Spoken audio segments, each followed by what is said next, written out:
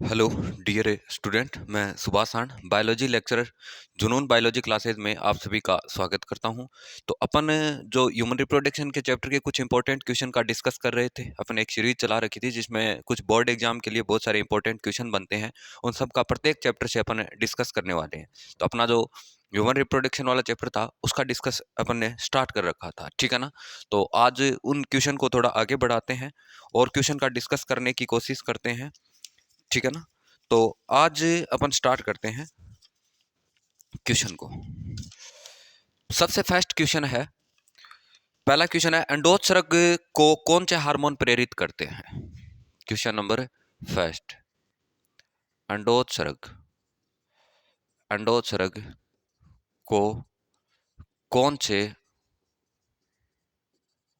Hormone प्रेरित करते हैं, बताइए। ओव्यूलेशन की जो प्रोसेस होती है, ओव्यूलेशन जो प्रोसेस होती है उसको करने का काम कौन सा हार्मोन करता है। अपने देखा था ग्राफियन फॉलिकल से सेकेंडरी ओसाइट अपन बात करते हैं ओवेरी से बाहर आ जाता है, फिम्बरी उसको एक्सेप्ट करता है। तो उसके दौरान कौन सा हार्मोन मोस्टली उसको करवाने का काम करता है, या ओव्यूलेशन की जो प्रोसेस है उसको कंप्लीट करवाने का काम कौन सा हार्मोन करता है, बताइए। मैंने बोला था कि अपने दो हार्मोन काम करते हैं जो मेंस्ट्रुअल साइकिल चलता है, एक एलएच चलता है, एक एफएसएच चलता है। तो ये दो गोनेडोट्रोपिन हार्मोन है। गोनेडोट्रोपिन गोनेडोट्रोपिन हार्मोन कौन सा हार्मोन है, गोनेडोट्रोपिन हार्मोन, जिसे एक को एलएच बोलते हैं, दूसरे को क्या बोलते हैं, एफएसएच, ल्यूटेनाइजिंग हार्मोन, और दूसरा कौन सा, फॉलिकुलर स्टिमुलेटिंग हार्मोन। ये ओव्यूलेशन की प्रोसेस को अपन बात करते हैं प्रेरित करते हैं, ठीक है ना, इंड्यूस करते हैं।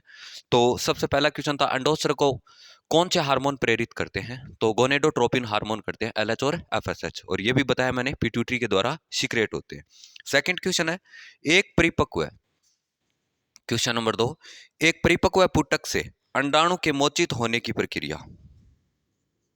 एक परिपक्व पुटक से, ग्राफियन फॉलिकल की बात हो रही है, पुटक से अंडाणु के मोचित होने की प्रक्रिया क्या कहलाती है, होने की प्रक्रिया क्या कहलाती है, बताइए। सेम कहानी यही है कि एक ग्राफियन फॉलिक्यूल है, अपन ऐसे पढ़ते हैं, अपन ओवेरिक स्ट्रक्चर, मेडुला, कॉर्टेक्स, यहाँ पर एक ग्राफियन फॉलिक्यूल बन जाता है, और उससे ये ग्राफियन फॉलिक्यूल से सेकेंडरी ओसाइट जब ओवेरी से बाहर निकलता है, उस प्रोसेस को क्या बोलते हैं, तो ओव्यूलेशन बोलते हैं, या अंडोत्सर्ग कहा जाता है। किस नाम से जाना जाता है, अंडोत्सर्ग, ठीक है ना। दो क्वेश्चन अपन ने कंप्लीट किए हैं। सबसे पहला, अंडोत्सर्ग को कौन से हार्मोन प्रेरित करते हैं, गोनेडोट्रोपिन, जिसे एलएच और एफएसएच बोलते हैं। दूसरा, एक परिपक्व पुटक, ठीक है ना, अंडाणु के मोचित होने की प्रक्रिया क्या कहलाती है, ओव्यूलेशन कहलाती है, या अंडोत्सर्ग कहलाती है, ठीक है। क्वेश्चन नंबर थर्ड, सिंपल से क्वेश्चन है, ज्यादा हार्ड नहीं है अगर अच्छे से इस चैप्टर को एनालिसिस किया आपने। नेक्स्ट क्वेश्चन है, शुक्राणु में एक्रोजोम का क्या महत्व है। स्पर्म की बात करो, स्पर्म का एक टिप एंड होता है, उस टिप पे कैप लाइक स्ट्रक्चर होती है, जिसे क्या बोलते हैं, एक्रोजोम बोलते हैं। एक्रोजोम का क्या महत्व होता है, ठीक है। एक्रोजोम क्या फंक्शन करता है, मोस्टली एक्रोजोम होता है वो अपन बात करें फर्टिलाइजेशन की प्रोसेस को कंप्लीट करवाता है, फर्टिलाइजेशन, ठीक है ना, फर्टिलाइजेशन करवाने का काम करता है, निषेचन करवाने का काम करता है, क्योंकि एग मेम्ब्रेन को ब्रेक डाउन करने का काम इसके अंदर प्रेजेंट एक हार्मोन होता है जिसका नाम होता है हाइल्यूरोडिनेज एंजाइम, ठीक है ना, सॉरी, एक एंजाइम होता है जिसे हाइल्यूरोडिनेज एंजाइम कहते हैं, जो क्या करता है, फर्टिलाइजेशन की प्रोसेस को कंप्लीट करवाता है, क्योंकि एग की जो जोना पेलेसुडा है उसको ब्रेक डाउन करने का काम कौन सा हार्मोन करता है, हाइल्यूरोडिनेज एंजाइम, जो कहाँ पर प्रेजेंट होता है, एक्रोजोम। तो एक्रोजोम का जो एक अपन बात करते हैं, शुक्राणु के जो शीर्ष भाग पर एक्रोजोम पाया जाता है, उसका महत्व होता है निषेचन करवाना। क्या काम होता है, निषेचन करवाना, जिसे एग मेम्ब्रेन क्या हो जाती है, टूट जाती है। नेक्स्ट क्वेश्चन है, मानव अंडाणु किस प्रकार का होता है। मानव अंडाणु, बड़ा अच्छा क्वेश्चन है, मानव अंडाणु किस प्रकार का होता है, बताइए। मानव अंडाणु किस प्रकार का होता है, एक तीन चार प्रकार के होते हैं, अतिपीत की, अपीत की, मध्यपीत की। तो मानव का जो अंडाणु होता है वो अपीत की होता है। अपित्त का मतलब उसमें योग की मात्रा क्या होती है, कम होती है, ठीक है ना। पित्तक की मात्रा होती है वो बहुत ही कम पाई जाती है, जिसकी वजह से अपित्त की होता है। तो मानव का अंडाणु कैसा होता है, अपित्त की होता है। नेक्स्ट क्वेश्चन नंबर 5, सिंपल सा क्वेश्चन है। क्वेश्चन नंबर 5, स्तनियों में ब्लास्टुला को किस नाम से जाना जाता है। अगर मैमल्स की बात करें, मैमल्स की बात करें तो ब्लास्टुला को किस नाम से जाना जाता है, बताइए। ब्लास्टुला, स्तनियों के अंदर जो ब्लास्टुला होती है, सॉरी जो ब्लास्टुला होता है उसको किस नाम से जाना जाएगा, तो मैं बता देता हूँ, ब्लास्टोसिस्ट के नाम से जाना जाएगा। ब्लास्टोसिस्ट, ठीक है ना, ब्लास्टोसिस्ट के नाम से जाना जाएगा। स्तनियों के अंदर जो ब्लास्टुला होता है उसको ब्लास्टोसिस्ट के नाम से जाना जाता है। नेक्स्ट क्वेश्चन है, भ्रूणीय कला का क्या महत्व है। भ्रूणीय कला, एक्स्ट्रा एम्ब्रियोनिक मेम्ब्रेन होती है ना, या प्लेसेंटा की भी बात कर लो, इसका क्या महत्व होता है, एम्ब्रियो को न्यूट्रिशन प्रोवाइड करवाना होता है।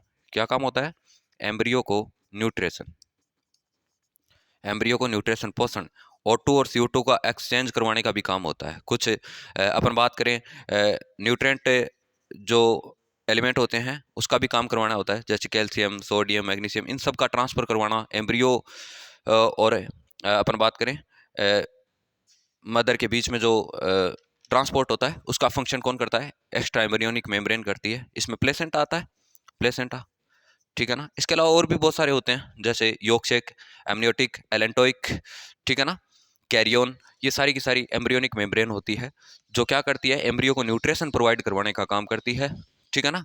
CO2 O2 का एक्सचेंज करवाने का काम करती है, जो मदर होती है और जो एम्ब्रियो होता है उसके बीच में पाई जाती है, ठीक है ना। कुछ एम्ब्रियो के बाहर की तरफ भी पाई जाती है। तो 6 नंबर क्वेश्चन अपन ने कंप्लीट कर लिया। अब नेक्स्ट है वर्षण जालिका क्या होती है, क्वेश्चन 7, वर्षण जालिका, वर्षण जालिका, ठीक है। वर्षण जालिका मैं बता देता हूँ, टेस्टिस के अंदर कुछ ट्यूबल्स प्रेजेंट होती है जिसे सेमनीफेरस ट्यूबल्स बोलते हैं। किस नाम से जाना जाता है, सेमनीफेरस ट्यूबल्स। उसकी जो नंबरिंग होती है 750 होती है, ठीक है ना।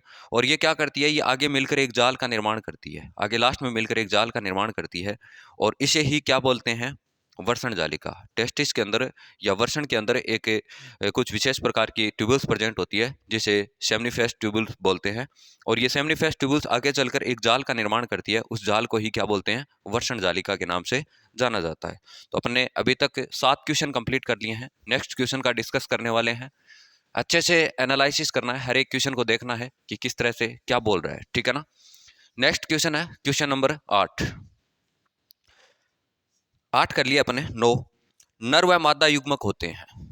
क्वेश्चन नंबर 9, नर व, सिंपल सा क्वेश्चन है, नर व मादा युग्मक, मेल और गेम फीमेल गेमेट कौन से होते हैं। ये अगुणित होते हैं या द्विगुणित होते हैं, ये बताइए। नर युग्मक की बात करो तो शुक्राणु होता है, ठीक है। मादा युग्मक की बात करो तो अंडाणु होता है, ठीक है। पहले तो ये बताइए, ये तो नर और मादा युग्मक दो होते हैं, नर युग्मक और मादा युग्मक, ये अगुणित होते हैं, हैप्लॉइड होते हैं, डिप्लॉइड। आपको पता है कि इसके अंदर मियोसिस हुआ होता है, जिसकी वजह से इसमें क्रोमोसोम नंबर होते हैं वो हाफ होते हैं, हाफ होने की वजह से ये एन की कंडीशन में रहते हैं। कैसी कंडीशन में, एन की कंडीशन में, जिसकी वजह से इसे क्या बोलते हैं, हैप्लॉइड के नाम से जानते हैं, हैप्लॉइड, ठीक है ना। तो अपन बोल सकते हैं अगुणित होते हैं। कैसे होते हैं, अगुणित होते हैं। नर और मादा युग्मक कैसे होंगे, अगुणित होंगे, क्योंकि नर युग्मक कौन होता है, स्पर्म होता है। इसे अपन किस नाम से जानते हैं, स्पर्म, और इसको किस नाम से, ओवम के नाम से जानते हैं। दोनों ही हैप्लॉइड कंडीशन में पाए जाते हैं, क्योंकि इसमें मियोसिस हो रहा होता है, मियोसिस हो जाता है। अपनी बॉडी के अंदर कुछ दो ही सेल ऐसी होती है जिसके अंदर मियोसिस होता है, बाकी सारी सेल के अंदर माइटोसिस होता है। तो ये गेमेट होते हैं ना, इसके अंदर मियोसिस होता है। क्या होता है, मियोसिस, अर्धसूत्री विभाजन होता है, ठीक है ना, मियोसिस डिवीजन होता है। इसके अलावा नेक्स्ट क्वेश्चन है, सेमिनल प्लाज्मा का क्या संघटक है, सेमिनल प्लाज्मा, सेमिनल प्लाज्मा का क्या संघटक। आपने शुक्राशय ग्रंथि का नाम सुना होगा। शुक्राशय ग्रंथि के अंदर जो प्लाज्मा होता है उसे सेमिनल प्लाज्मा बोलते हैं। और उसमें क्या क्या पाया जाता है, तो आपको पता होना चाहिए, कल ही पढ़ा था, फ्रैक्टोज, फ्रैक्टोज और कैल्शियम पाया जाता है। क्या पाया जाता है, फ्रैक्टोज और कैल्शियम पाया जाता है। चलो नेक्स्ट है, कार्पस ल्यूटियम किसका श्रावण करती है।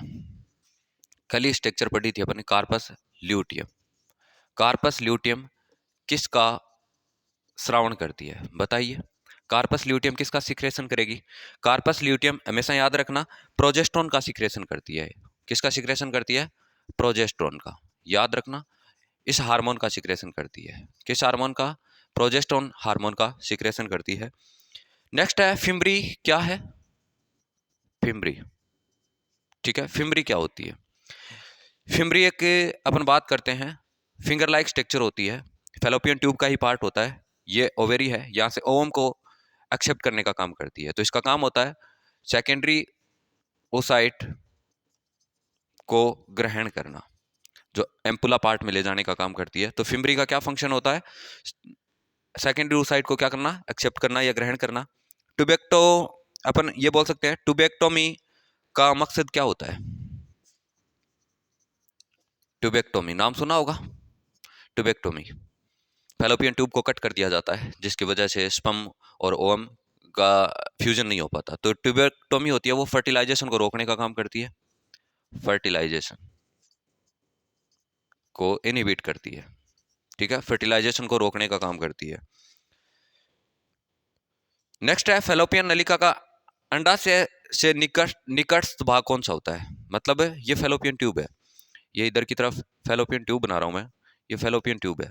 ठीक है, यहाँ पर यूट्रस है। ओके, तो ये ओवेरी है। इस ओवेरी के पास वाला पार्ट क्या कहलाता है? ये तो फिम्बरी अपन ने देखा था। इस पार्ट को किस नाम से जानते हैं? इसको इस्थमस के नाम से जानते हैं, इस्थमस। बीच वाला एम्पुला कहलाता है, पढ़ा हुआ। इसको बोलते हैं इनफंडिबुलम, इनफंडिबुलम, याद रखना। तो ओवेरी के पास वाला फैलोपियन नलिका का जो पार्ट होता है वो इनफंडिबुलम कहलाता है। क्या कहलाता है? इनफंडिबुलम कहलाता है। तो आज अपने 13 क्वेश्चन को डिस्कस करने की कोशिश की है, बहुत अच्छे से एनालिसिस किया है। जितने भी बोर्ड एग्जाम में बनने, जितने क्वेश्चन बनते हैं उन सब का अपने डिस्कस किया है। और इससे ज़्यादा क्वेश्चन नहीं आ सकते। छोटे क्वेश्चन अगर पूछे जाएंगे तो इन्हीं सब में से पूछे जाएंगे। अच्छे से इसको एनालिसिस करना है। अभी तक अपने 3 लेक्चर बना दिए हैं इसके। कितने लेक्चर बना दिए हैं? 3 लेक्चर बना दिए। तो इसको अच्छे से एनालिसिस करना है। अभी एग्जाम का टाइम भी बहुत कम रहा है, तो कम से कम समय के अंदर अच्छे से अच्छे क्वेश्चन को एनालिसिस करना है। और इसी में से मोस्टली क्वेश्चन पूछे जाएंगे। आगे से आगे भेजते रहिए और देखते रहिए। Thank you.